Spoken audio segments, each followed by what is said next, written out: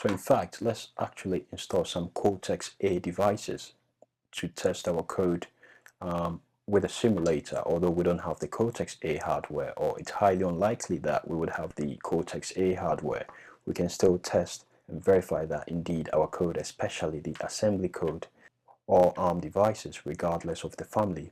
So I'm just going to come over here under devices and then select ARM. This is the core ARM hardware.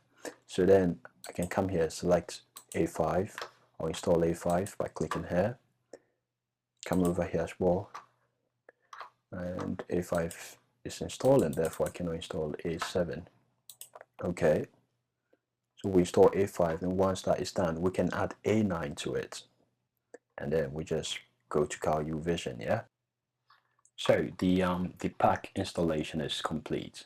As you can see over here, it says completed requested actions. So what I'm going to do is I'm going to close this and open my newly installed UVision version 5. Let's do that now. I'm going to close this.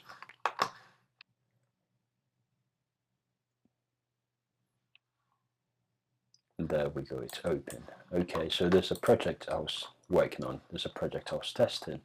So yeah, if you installed correctly, it should open, and it shouldn't have any project open here, but the software should start. So next, what we're going to do is we're going to install some drivers for the STM32 board and the Texas Instrument board so that our computer can recognize the microcontroller development boards. After that, we'll give an overview of the UVision. So I'll see you in the next lesson.